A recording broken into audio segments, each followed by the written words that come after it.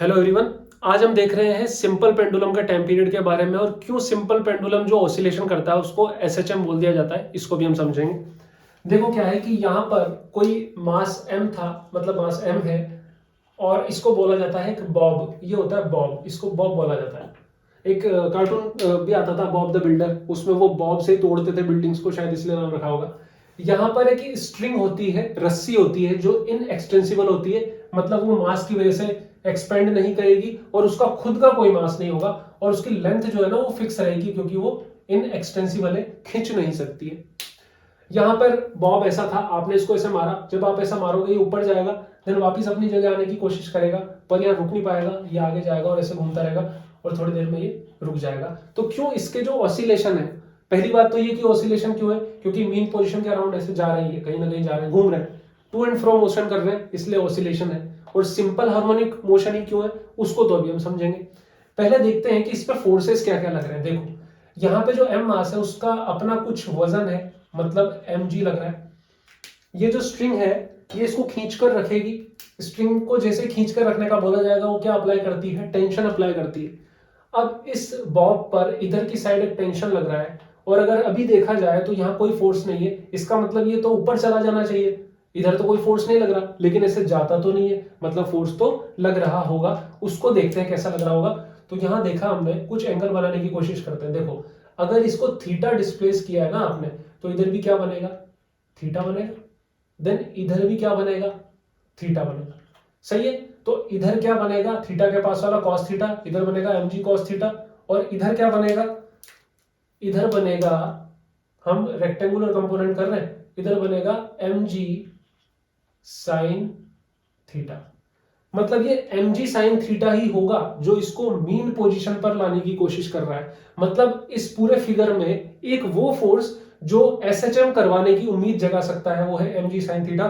तो F equals to मैं लिख सकता हूं mg साइन थीटा, और क्योंकि डिस्प्लेसमेंट के अपोजिट है, डिस्प्लेसमेंट ऐसे दिया फोर्सेस से लग रहा है, इसलिए मैंने यहां माइनस लगा दिया। एक बार को हम देखते हैं, आगे बढ़ते हैं।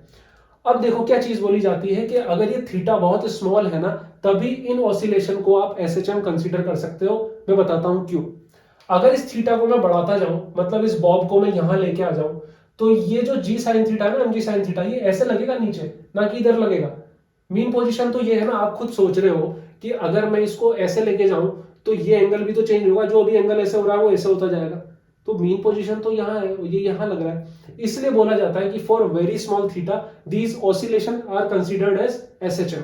तो जब थीटा बहुत स्मॉल होगा, जब थीटा बहुत छोटा होगा, for very small theta, sine theta को आप क्या कंसीडर कर सकते हो, थीटा।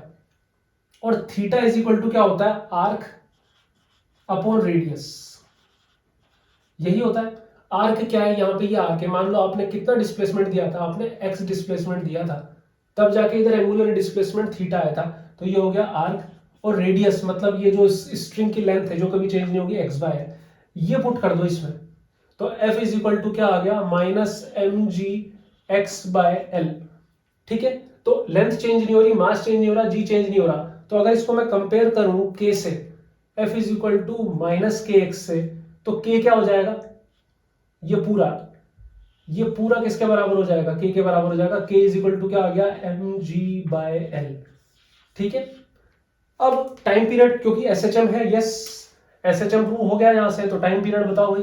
तो t is equal to 2 pi root m by k में, ये k क्या हो गया, इधर हो गया t पाई 2 पाई m क्या है, m तो m ही है, मास ऑफ द बॉब, और k क्या है, m g by l, l गया ऊपर, ये आ गया, m से m कट गया, t is equal to 2 pi root l by g। ये time period of simple pendulum आया है। लेंथ पर डिपेंड करेगा, मास पर डिपेंड नहीं करेगा, ध्यान रखना बिल्कुल अच्छे से। इंडिपेंडेंट ऑफ मास, मास पर डिपेंड नहीं करता, बॉब का मास कम ज्यादा कर दो कोई फर्क नहीं पड़ता, लेंथ पर डिपेंड करेगा। यहां से बहुत सारे क्वेश्चन बनते हैं कि किसी सिंपल पेंडुलम की लेंथ को डबल कर दिया, बताओ टाइम पीरियड। ग्रेविटी पे बनते हैं कि एक सिंपल पेंडुलम है, उसका टाइम पीरियड अर्थ पे टी है, बताओ मून पे कितना होगा, √6 टाइम्स हो जाएगा, क्योंकि जी कम हो गया, जी कम हो गया तो टाइम पीरियड बढ़ जाएगा। अगर किसी सिंपल पेंडुलम को ऐसी जगह ले गए जहाँ पे ग्रेविटी नहीं है, मतलब जी जीरो है, तो टाइम पीरियड कितना होगा, इनफाइनाइट हो जाएगा। ऐसे किसी सिंपल पेंडुलम को किसी लिक्विड में डिप कर दिया, लिक्विड में डिप करोगे बुयांसी फोर्स लगेगा तो जी कम हो जाएगा कंपैरेटिवली, तो टाइम पीरियड बढ़ जाएगा। किसी सिंपल पेंडुलम को ट्रक में लेके जा रहे हो जिसका एक्सेलरेशन ए है, किसी सिंपल पेंडुलम को लिफ्ट में ऊपर लेके जा रहे हो विद एक्सेलरेशन, किसी सिंपल पेंडुलम को लिफ्ट में लेके जा रहे हो विद एक्सेलरेशन, डाउनवर्ड एक्सेलरेशन, उन सब पे चेंज होगा। मैं क्वेश्चन लाने की कोशिश करूंगा, बाकी ये जरूर से आपको समझ में आया होगा।